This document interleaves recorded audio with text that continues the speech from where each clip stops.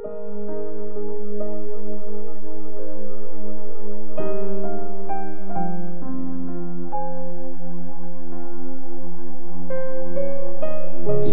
chapter 31.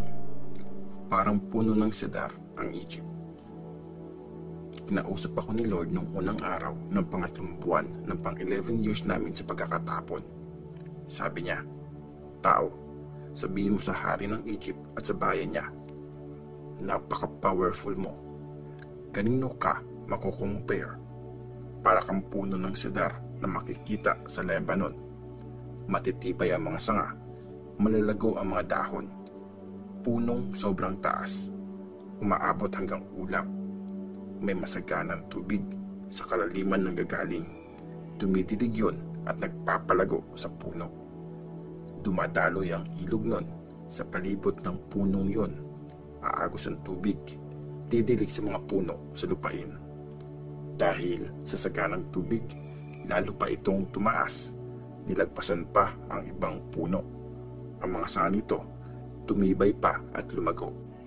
Iba't ibang klase ng ibon, namugad sa mga sanga, maiilap na hayop, nanganganak sa lilim nito. Mga bansa sa mundo, sa kanya din sumisilong. Sobrang ganda ng punong ito, may mahahabang sanga at napakataas pa. Gumapang ang mga ugat hanggang sa tubig na sagana.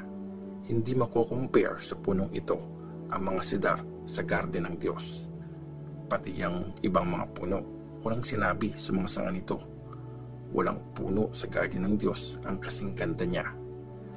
Pinaganda ko nga siya, pinarami ang mga sanga, mga puno sa garden ng Diyos sa Eden, inggit na inggit sa Kanya. Ngayon, ako si Lord God at sasabihin ko kung anong mangyayari sa punong lumaki at umabot hanggang ulap. Nung lumaki ito, tumaas din ang tingin niya sa sarili. Papabayaan ko na siya.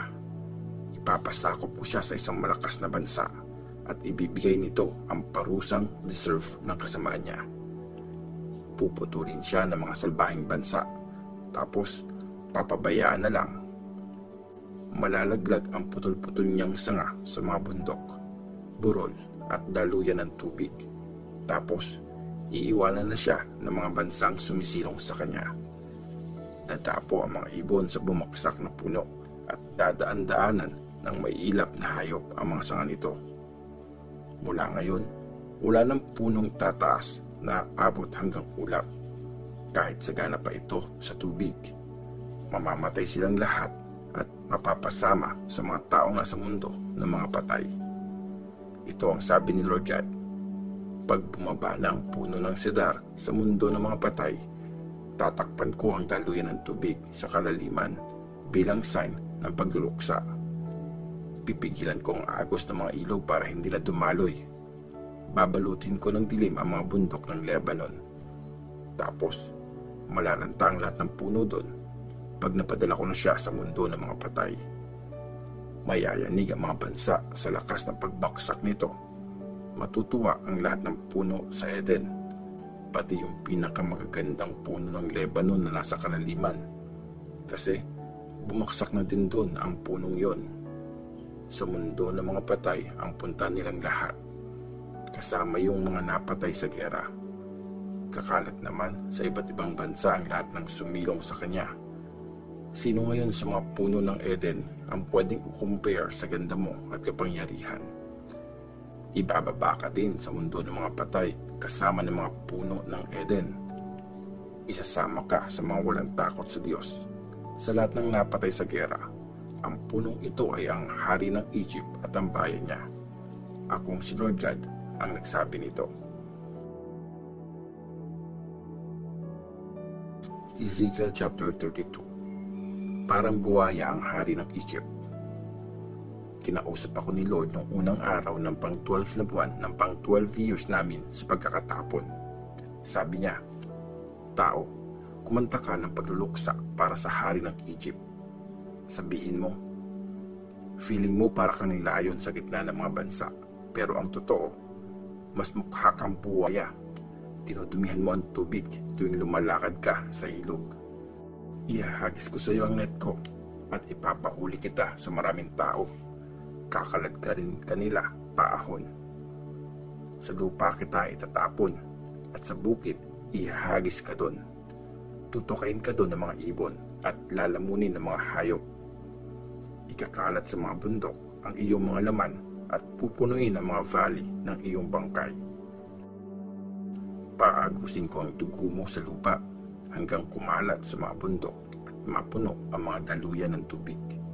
Pag winasak na kita, tatakpan ko ang kalangitan at ang mga stars aking didiliman. Sa likod ng ulap, magtatago ang araw at ang buwan hindi na rin liliwanag. Aalisin ko lahat ng liwanag sa langit at mababalot ng dilim ang buong lupain. Ito ang sabi ko, ako si Lord God. Maguguluhan ang maraming bansa, pati yung mga hindi mo kilala pag nabalitaan nilang winasak na kita. Maraming tao ang magugulat sa gagawin ko sa iyo. Masisindak ang mga hari dahil sa iyo. Manginginig sila oras-oras pag winasiwas ko ang espada ko. Matatakot ang lahat para sa sarili nila sa araw ng pagbaksak mo. Sinabi ni Lord God sa hari ng Egypt, atakihin ka ng hari ng Babylonia gamit ang espada niya. Ipapapatay ko sa pinakamalulupit na bansa ang mga tao sa lugar mo. Wawasakin nila ang bayan mo at ang lahat ng pinagmamalaki mo. Papatayin ko ang mga alaga mong hayop na nasa tabi ng tubigan. Wala ng tao o hayop na bubulabog at magpaparumi sa tubig. Palilinawin ko ang mga tubig at pakakalmahin ang mga ilog. Akong si Lord God ang may sabi nito. Pag winasak ko ang lupain ng Egypt, ginawa kong tiwangmang yon at pinatay ko ang lahat na nakatira doon. Malalaman nilang ako si Lord. Ang warning na ito ay magiging kanta ng pagluluksa. Kakantahin ito ng mga babae sa mga bansa para ipagluksa ang Egypt at ang lahat ng tao doon. Akong si Lord God ang may sabi nito. Ang mundo ng mga patay. Nung pang 15 na araw ng unang buwan ng pang 12 na taon namin sa pagkakatapon, sinabi ni Lord sa akin, tao, humagulgol ka para sa lahat ng tao sa Egypt. Dalhin mo sila sa mundo ng mga patay, kasama ang malalakas na bansa. Sabihin mo sa kanila, sa tingin mo ba mas maganda ka kaysa sa iba?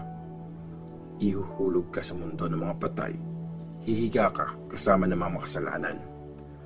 Babaksak ang mga taga-Egypt kasama ang mga napatay sa gera. Nakaredy na ang espada para patayin silang lahat. Pagdating nila sa mundo ng mga patay, i-welcome sila ng matatapang nilang leader at mga kakampi. Tapos, sasabihin ng mga yon, nandito na ang mga taong walang takot sa Diyos. Napatay sila sa gera at dito na rin sila mamamahinga.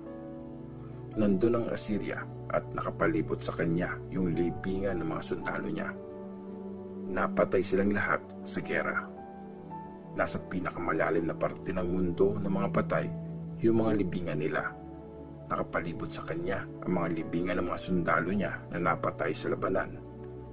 Kinakatakutan sila dati noong nasa mundo pa sila ng mga buhay. Nandun din ang Elam at ang nakapaligid sa kanya ang mga libingan ng mga natauhan niyang napatay sa gera. Mga makasalanan sila at bumaba sa mundo ng mga patay. Nung buhay pa sila, kinakatakutan sila, pero ngayon, kahiya-hiya na sila kasama ng mga namatay na. Nakalibing na ang Elam kasama ang mga sundalong napatay sa gera na puro walang takot sa Diyos. Napapaligiran siya ng mga libingan ng mga ito. Dati silang kinakatakutan sa mundo ng mga buhay, pero kahiya-hiya na sila ngayon sa kalaliman. Sinama sila sa mga napatay sa gera. Nandun ang Meshek at Tubal, nakapaikot sa kanila ang mga libingan ng mga sundalo nila. Mawala silang takot sa Diyos at napatay silang lahat sa gera. Pati sila, kinatakutan din nung nabubuhay pa. Pero hindi sila binigyan ng parangal gaya ng mga sundalo noong unang panahon na nilibing kasama ng mga sandata nila. Kinatakutan din ang matatapang sundalong ito nung nabubuhay pa. Pero nung nilibing sila, nilagay ang mga espada nila sa ilalim ng ulo nila at yung shield sa ibabaw ng katawan nila. Kaya kayo, mga Egyptians, tuturugin kayo at ililibing kasama ng mga sundalong walang takot sa Diyos at napatay sa labanan. Nandun din ang Edom, kasama niya ang mga hari at leader niya. Malalakas silang sundalo dati, pero nilibing sila kasama ng mga taong walang takot sa Diyos at napatay sa gera. Nasa mundo na sila ng mga patay ngayon. Nandun ang mga leader ng North, pati ang mga taga-Sidon.